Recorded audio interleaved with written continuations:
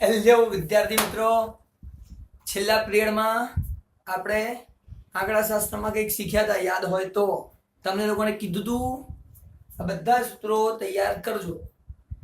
પણ આ લેક્ચરમાં હું તમને સૂત્રો તૈયાર કરાવડાવવાની કોશિશ કરીશ. થોડી ઘણી ફટાફટ સૂત્રો બતાવી દઉં અને એના પછી તમારું સ્ટાર્ટ કરી દઈએ. જો તૈયાર ના પણ થયું હોય તો ફરીથી એકવાર કહી દઉં છું કે કયા સૂત્રોનો આપણે ઉપયોગ કરવાનો છે. હવે ગયા પિરિયડની અંદર તમને લોકો યાદ કરો થોડુંક કે જેમાં આપણે શું શીખ્યા છીએ. તો સહસંબંધ, સુરેખ સહસંબંધ, પછી એ વચ્ચેની ઘનિષ્ઠતાનું માપ, સહસંબંધ આંક શોધવાની રીતની વાતો કરી હતી કે 3 રીતે સહસંબંધના આંક શોધી શકાય છે. પણ જે માપ છે એ ફક્ત 2 જ રીતે શોધી શકાય છે. એકમાં તો અંદાજ મળે છે અને બીજી બેમાં આપણને ફક્ત માપ શોધી શકાય, પરફેક્ટ માપ શોધી શકાય છે કે એનું કેટલું મૂલ્ય આવશે, ઘનિષ્ઠતાનું ચોક્કસ માપ મળે છે, જેનું નામ હતું કાર્લ પિયર્સનની રીત. અને મેં તમને કીધું હતું કાર્લ પિયર્સનની રીતના સૂત્રો ખાસ ધ્યાન રાખવાના છે. તો આજે હું તમને લોકોને ફરીથી એક વખત સૂત્રો બતાવી દઉં છું. R બરાબર sigma x minus x bar y minus y bar ભાગ્યા વર્ગમૂળમાં sigma x minus x bar નો વર્ગ બીજા વર્ગમૂળમાં sigma y minus y bar નો વર્ગ. સેમ આગળ બીજું જોઈએ. R બરાબર n sigma xy minus sigma x sigma y ભાગ્યા બીજા પહેલા વર્ગમૂળમાં sigma x n sigma x square minus sigma x whole square બીજું વર્ગમૂળ n sigma y square minus sigma y whole square sigma y આખાનો વર્ગ. ફરીથી ધ્યાનથી સમજો.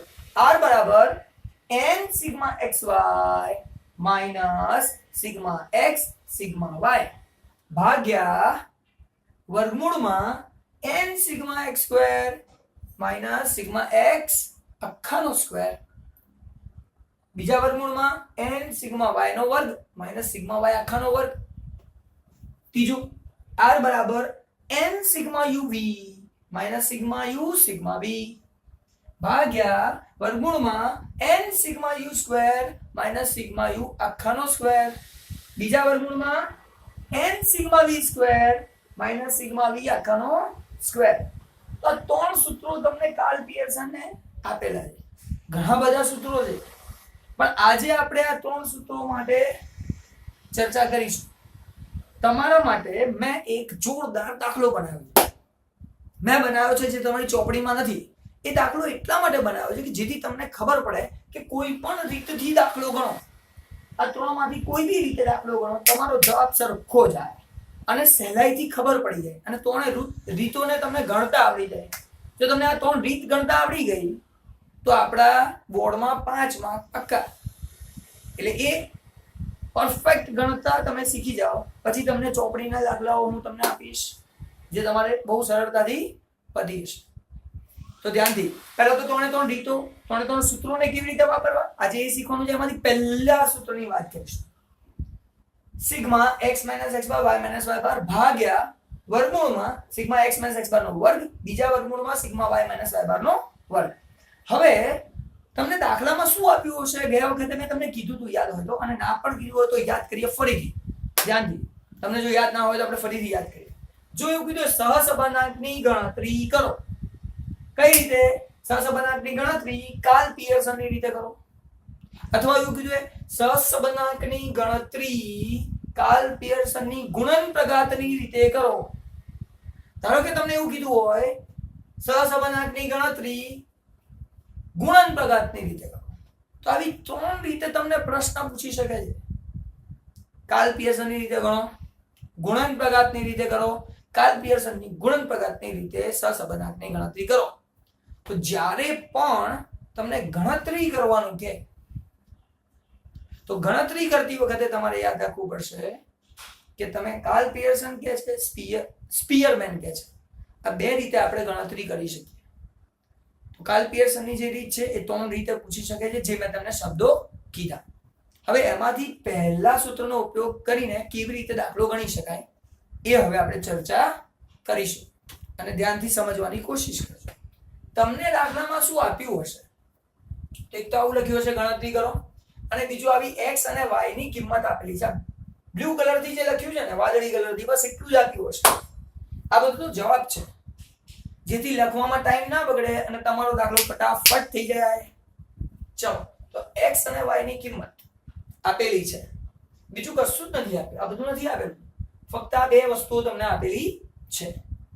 હવે વાત કરીએ આગળ કે આ x છે 1 3 5 7 9, y છે 2 4 6 8 10. હવે મને આ બધી જરૂર પડશે એ કેવી રીતે ખબર પડે? તો પહેલા હું જોઈશ કે આ સૂત્રને મારે ઉપયોગમાં લેવો છે. પહેલા નક્કી કરવું પડશે કે કયા સૂત્રને ઉપયોગમાં લેશો તમે. એ નક્કી કરતા આપણે પછી વાત બી કરીશું કે આવી રીતે નક્કી કરશો તો તમને લોકોને દાખલો સહેલો પડશે. પણ હજી આપણે જો દાખલો ના જોઈએ, કઈ રીત વાપરી એવું ના જોઈએ ને કોઈ પણ સૂત્ર પકડી લીધું દાખલો ગણવાનું ચાલુ કરી દે, જવાબ તો આવી જાય, એમાં કશો પ્રોબ્લેમ થવાનો નથી. જોઈએ આપણે પહેલું સૂત્ર વાપરવાનું છે, તો પહેલા સૂત્ર નક્કી કરી દીધું કે પહેલું સૂત્ર વાપરવાનું. હવે એમાં કોની જરૂર છે એ જોજો ધ્યાનથી. x - x બાર જોઈએ તો બનાવવું તો પડશે ને એનું કોષ્ટકમાં બનાવવું પડશે કોલમ. અહીંયા કોષ્ટક બનાવવા માટે x - x બાર બનાવવું પડશે. સાહેબ y - y બાર ની બી જરૂર છે, y - y બાર બનાવવું પડશે. સાહેબ x - x બાર ના વર્ગ ની જરૂર છે, x - x બાર ના વર્ગ બનાવવો પડશે. y - y બાર ના વર્ગ ની જરૂર છે, y - y બાર નો વર્ગ બનાવવો પડશે. ઉપર સાહેબ આ ગુણાકાર છે, x - x બાર ગુણ્યા y - y બાર બંનેનો ગુણાકાર છે, તો એ બનાવવું પડશે x - x bar y - y બાર. એટલે અહીંયા સૂત્રમાં જે જે વસ્તુની મને જરૂર છે એ બધી વસ્તુ મારે અહીંયા કોલમ બનાવવી પડશે. મને આપેલું શું છે? મને કિંમત ખાલી કઈ આપી છે? x અને y. એના સિવાય મને કોઈ કિંમત નથી આપેલી, ફક્ત x ની કિંમત આપી છે અને y ની કિંમત આપી છે, એના સિવાય કોઈ કિંમત જ નથી આપી. અને આના ઉપરથી મારે આ બધી કિંમતો શોધવાની. આ કેવી રીતે ખબર પડી કેટલી કિંમતો શોધવાની? સૂત્ર પરથી. પહેલા નક્કી કર્યું સૂત્ર કે સૂત્ર કયું વાપરવાનું, પછી એ સૂત્રમાં કઈ કઈ વસ્તુની જરૂરિયાત છે, અને એટલી કોલમ અહીંયા મેં બનાવી દીધી. હવે એ કોલમ શોધવી પડશે, તો સૂત્રને સમજતા પહેલા કોલમ શોધીએ, પછી હું સૂત્રની વાત કરું તમારી જોડે. પહેલા મારે જોઈએ છે x - x બાર. મારે જરૂર કોની છે? x - x બાર. હવે x માંથી x બાર ની કિંમત બાદ કરો તો એના માટે x બાર તો જોઈએ ને સાહેબ. x ક્યાં છે? સોરી x બાર ક્યાં છે? તો તમે લોકો 11મા ધોરણમાં ભણી ગયા. x બાર શોધવું હોય કેવી રીતે શોધાય? સાદું સૂત્ર, એકદમ સાદું. x બાર એટલે સિગ્મા x ભાગ્યા n. એ તમે 11માં શીખી ગયા. y બાર શોધવું હોય તો સિગ્મા y ભાગ્યા n, z બાર શોધવું હોય તો સિગ્મા z ભાગ્યા n, જે બાર શોધવો એનો બાર સરવાળો કરો ભાગ્યા n કરો, તો તમારું કામ પૂરું. એટલે તમારા લોકોએ જે શોધવાનું છે x બાર હોય, y બાર હોય, z બાર હોય, n બાર હોય, p બાર હોય, c બાર હોય, જેટલા બાર શોધવો હોય સરવાળો કરો ભાગાકારમાં n લખો, એટલે આપણું કામ થઈ જાય, બાર મળી જાય. આપણું કામ જે બાર શોધવાનું છે એ બાર શોધવાનું કામ પૂરું થઈ જાય. તો આપણે વાત કરીએ તો સાહેબ અહીંયા x બાર અને y બાર છે, બાદ કરવાનું છે, તો પહેલા એને શોધવો પડશે. તો એનું અહીંયા મેં શોધ્યું છે. જુઓ x નો સરવાળો કર્યો, 1 3 5 7 અને 9, આ બધાનો મેં સરવાળો કર્યો તો મને મળ્યો જવાબ 25. એટલે આ x નો સરવાળો એટલે સિગ્મા x કહેવાય. એ રીતે y 2 4 6 8 10, y નો સરવાળો તો કહેવાય સિગ્મા y. જેનો સરવાળો કરો એટલે સિગ્મા આપણને મળી જાય. સિગ્મા નો અર્થ જ થાય છે સરવાળો. તો જો સિગ્મા x 25, મારે જોઈએ છે x બાર, તો x બાર બરાબર સિગ્મા x ભાગ્યા n. સિગ્મા x એટલે અહીંયા મેં કિંમત શોધેલી છે 25, 25 ભાગ્યા n, 25 ભાગ્યા 5 કરી એટલે જવાબ આવ્યો 5. તો મને મળી ગયો x બાર ની કિંમત 5. સેમ જે રીતે x બાર શોધ્યું ને એવી જ રીતે y બાર શોધવાનું છે. y બાર નું ટોટલ એટલે y બાર શોધવા માટે ટોટલ ઓફ ટોટલ y નું કરવાનું છે. તો સિગ્મા y નું ટોટલ મળ્યું y, સિગ્મા y ભાગ્યા n એટલે 30 ભાગ્યા 5, એટલે y બાર બરાબર સિગ્મા y ભાગ્યા n. સિગ્મા y ની કિંમત છે 30, n ની કિંમત છે 5, 30 ભાગ્યા 5 એટલે 6 જવાબ. તો y બાર બરાબર સિગ્મા y ભાગ્યા n એટલે y બાર ની કિંમત મળી ગઈ. તો મને કઈ કઈ કિંમતો મળી જે મારે જોઈતી હતી? x બાર મળી ગયો, વાય બાર મળી ગયો. હવે એનો ઉપયોગ કરીને મારે બીજી જે કોલમ શોધવાની છે એ આપણને ખબર પડી જશે. અહીંયા મારે જોઈએ છે x માઇનસ x બાર. તમને દેખાઈ રહ્યું છે અહીંયા મારે જેની જરૂર છે અહીંયા x માઇનસ x બાર ની જરૂર છે, અહીંયા y માઇનસ y બાર ની જરૂર છે. મને બે વસ્તુની જરૂર છે. હવે x એટલે આ x આ સાહેબ આ x છે. x ની આટલી બધી કિંમતો છે, જેટલી બી કિંમતો હોય બધી કિંમતોમાંથી x બાર ની કિંમત બાદ કરવી પડે. આ બધી કિંમત કારણ કે અહીંયા લખ્યું છે x માઇનસ x બાર, બધા x ની કિંમત હોય બધી x ની કિંમતમાંથી મારે x બાર ની કિંમત બાદ કરવાની છે. x બાર અહીંયા આપણને મળ્યો છે 5. આ 5 મારે બધા x માંથી બાદ કરવાનું એટલે 1 minus 5 3 minus 5 5 minus 5 7 minus 5 9 minus 5 આ બધામાંથી મારે 5 બાદ કરવાના છે. એ બાદ કરીને રકમ શું આવે જો 1 માં થાય 5 બાદ કરો જવાબ આવ્યો માઈનસ. 3 માંથી 5 જાય માઈનસ 2, 5 માંથી 5 0, 7 માંથી 5 2, 9 માંથી 5 4 એટલે આમાંથી બધામાંથી બાદ કરો એટલે મને x x બાર ની કિંમત મળી. એવી જ રીતે y y બાર તો સાહેબ આ જે બધા y છે આ y ની બધી કિંમતો છે, આ બધા y ની કિંમતોમાંથી 6 બાદ કરવાના છે. તો બધા y માંથી આ y બાર જે 6 આયા એ બાદ કરીએ તો બધામાંથી 6 બાદ કરીએ. હવે આ બધામાંથી મેં 6 બાદ કર્યા તો મારો જવાબ 2 માંથી 6 ગયા એટલે માઈનસ 4 માંથી 6 ગયા એટલે માઈનસ 2, 6 માંથી 6 જાય એટલે 0, 8 માંથી 6 જાય એટલે 2, 10 માંથી 6 જાય એટલે 4 એટલે બધામાંથી મેં 6 બાદ કર્યા જવાબ આવ્યો y માઈનસ y બાર. હવે આ થયો x માઈનસ x બાર ને આ થયો y માઈનસ y બાર. હવે હું આ જે છે કિંમતો એક્ચ્યુઅલી આપણો જે જવાબ પહેલા પ્રશ્ન છે એ પ્રશ્ન પાછો લાવી દઉં. આજે બાદ બાકી છે તો તમને સમજાવવા માટે મેં કરી હતી. બાકી આપણો ખરેખર પ્રશ્ન કયો છે x ની કિંમત અને y ની કિંમત તમને આપેલી છે. આ બે તમને ચલ આપેલા છે, આ ચલ ધારેલા છે. ધારો કે આ કિંમત હોય અને આ માંગ હોય, આ પુરવઠો હોય, કોઈ બી વસ્તુ હોય છે તો કિંમત બરાબર x ને પુરવઠો બરાબર y એવું ધારી લેવાનું. એટલે x y ધારો એટલે તમારો દાખલો આગળ x y પ્રમાણે ચાલે રાખે. કોઈ પણ તમને ચલ આપેલા હોય એ બે ચલ વચ્ચેનો સંબંધ શોધવો છે. સંબંધ માટે તો વાત કરી રહ્યા છીએ આપણે. તો પછી આપણે અહીંયાથી અહીંયા સુધી પહોંચ્યું. હવે આગળ વાત કરીએ. મારે કોની જરૂર છે? આ વર્ગની. સિગ્મા પહેલા રહેવા દો. સિગ્માની નિશાનીને ના જોશો, વર્ગમૂળની નિશાનીને ના જોશો, તમે ખાલી આટલું જુઓ x x બાર નો વર્ગ જોઈએ છે, y y બાર નો વર્ગ જોઈએ. પહેલા વર્ગ શોધો પછી સરવાળો કરશો ને. સરવાળો તો પછી મળશે. સિગ્મા એટલે સરવાળો. તો પહેલા આપણે શોધીશું x x બાર નો વર્ગ એટલે આ x x બાર મળી, આખી કિંમતો મળી. આ બધી કિંમતોનો વર્ગ શોધવો છે એટલે તો મને આ બધી કિંમતોનો વર્ગ મળ્યો. -4 નો વર્ગ 16, -2 નો વર્ગ. વર્ગ કરવાનું અમુક જણને પાછું ના આવડે તો સાંભળજો. -4 ગુણ્યા -4 કેલ્ક્યુલેટરમાં દબાવવાનું એટલે 16 મળી જાય. -4 ગુણ્યા -2 ગુણ્યા -2 પ્લસ 2 0 નો વર્ગ 0, 2 નો વર્ગ 4, 4 નો વર્ગ 16 એટલે આ x x બાર નો વર્ગ કર્યો તો આ બધી કિંમતોનો વર્ગ કરીને મૂકી દીધું. આનો સરવાળો કરો તો સિગ્મા થાય. x x બાર નો વર્ગ છે એનો સરવાળો સિગ્મા x x બાર નો વર્ગ. આ x x બાર છે ખાલી એનો સરવાળો એટલે સિગ્મા x x. જેનો બી તમે સરવાળો કરો ઉપર હેડિંગ આપેલું છે એનો સરવાળો કરો આગળ ખાલી સિગ્મા થાય કારણ કે એનો સરવાળો કરી રહ્યા છો. એવી રીતે મારે y y બાર નો વર્ગની જરૂર પડશે. y y બાર આવ્યો જે આપણે આ કિંમત શોધી છે. આ આપણે કિંમત શોધી y y બાર એનો કરવાનો છે વર્ગ. આ બધાનો વર્ગ કરીને એની કિંમતો મેં લખી નાખી. આપણને અહીંયા જવાબ મળ્યા આટલા. -4 નો વર્ગ, -2 નો વર્ગ, 0 નો વર્ગ, 2 નો વર્ગ, 4 નો વર્ગ એ બધી કિંમતો આપણને મળી ગઈ. એના પછી હજી આગળ x x bar y y બાર એટલે આ બંનેનો ગુણાકાર કરવાનો.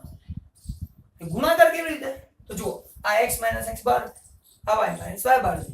આ બંનેનો ગુણાકાર અને નીચેની બધી કિંમતોનો ગુણાકાર કરવાનો. -4 × -4 16, -2 × -2 4, 0 0 0, 2 2 4, 4 4 16.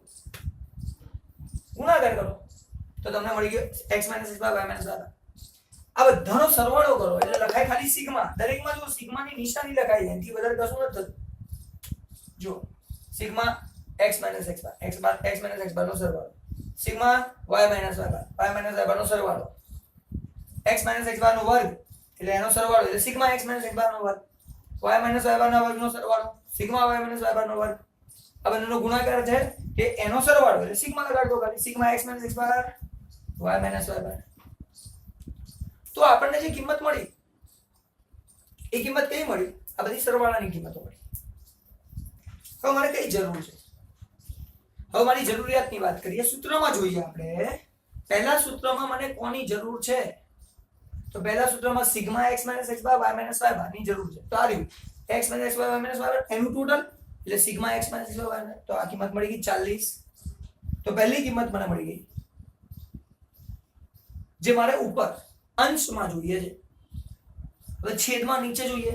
વર્ગમૂળની નિશાની સિગ્મા x - x બાર નો વર્ગ જોઈએ. તો સિગ્મા x - x બાર નો વર્ગ આવ્યો છે. x - x બાર નો વર્ગ એનો સરવાળો એટલે 40. સિગ્મા x - x બાર નો વર્ગ, y - y બાર નો વર્ગ જોઈએ. તો આ y - y બાર આ રહ્યું અને એનો વર્ગ એટલે તો એની આ ત્રણ કિંમતની મને આ સૂત્ર પ્રમાણે જરૂર છે. આ કિંમતોની મારે જરૂર અત્યારે છે નહીં. y બાર માટે અને x બાર માટે આની કિંમતનો ઉપયોગ થઈ ગયો. હવે મારે જે જરૂર છે આ ત્રણની, અને આ ત્રણને સૂત્રમાં મૂકી દઈએ. પહેલા લખવાનું સૂત્ર જે મેં અહીંયા લખી નાખ્યું ફરીથી. r બરાબર sigma x - x bar y - y bar ભાગ્યા વર્ગમૂળમાં સિગ્મા x - x બાર નો વર્ગ બીજા વર્ગમૂળમાં સિગ્મા y - y બાર નો વર્ગ. હવે અહીંયા ઉપર જે અંશ છે અંશની કિંમત આપણને અહીંયા 40 મળી તો મેં મૂકી 40. નીચે વર્ગમૂળમાં સિગ્મા x - x બાર નો વર્ગ છે તો સિગ્મા x - x બાર નો વર્ગ એ છે 40 તો વર્ગમૂળમાં 40. y - y બાર નો વર્ગ બી 40 છે તો બીજા વર્ગમૂળમાં 40.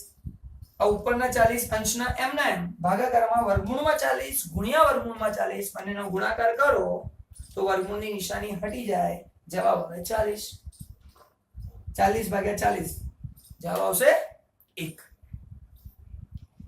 હવે દાખલો તો અહીંયા પતી ગયો. તમને ખબર પડી ગઈ કે x અને y ની વચ્ચે સહસંબંધ છે અને એનો સહસંબંધ આંક 1 છે. પણ યાદ કરો આગળના પિરિયડમાં આપણે શું શીખ્યા હતા? યાદ કરો અને મને ખબર છે 100% તમને યાદ આવશે. જો આને લખવું હોય તો કેવી રીતે લખાય?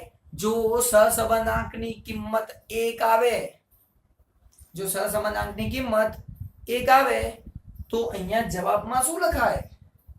વિચારો ધ્યાનથી અને ફટાફટ જવાબ આપવાનો ટ્રાય કરો. પછી હું તમને જવાબ આપું છું. મગજમાં વિચારી લો, તમારા મગજમાં ક્લિયર થઈ જાય. સાહેબ જવાબ પ્લસમાં છે એટલે ધન છે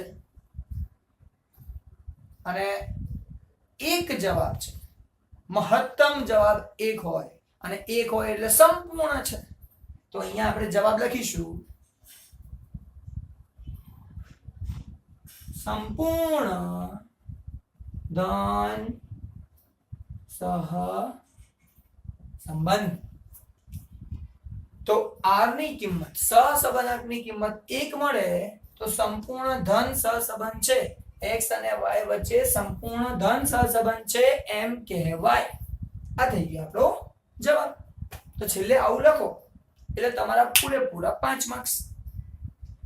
તો આ જ દાખલો ફરી કહું છું તમને, આનો આ જ દાખલો આપણે બીજા સૂત્રથી અને ત્રીજા સૂત્રથી બી કર્યું. રીત તો એક જ છે, કાલ પિયર સાહેબ. સૂત્ર અલગ અલગ છે. કોઈ પણ સૂત્ર વાપરો જવાબ તો શું આવે? 1 જ આવશે. કારણ કે આ બંનેનો સંબંધ હોય. હવે સંબંધ એવું હોય એક સૂત્ર વાપરો તો સંબંધ બદલાઈ જાય, બીજું સૂત્ર વાપરો શબ્દ એવું ના બદલાય. સૂત્ર અલગ અલગ હોય, ગણતરી કરવાની રીત અલગ અલગ હોય, જવાબ તો એ જ આવે. અને સાબિત કરવા માટે જ આવતા લેક્ચરની અંદર આ જ દાખલો આપણે બીજા સૂત્રથી ગણીશું. પછી આ જ દાખલો ત્રીજા લેક્ચરમાં ત્રીજા સૂત્રથી ગણીશું. એટલે આના માટે તમે લોકોએ 3 વિડીયો જોવા પડશે એના તમારું બધું આ ક્લિયર થઈ જશે. તો thank you very much. Next lecture માટે તૈયાર રહેજો.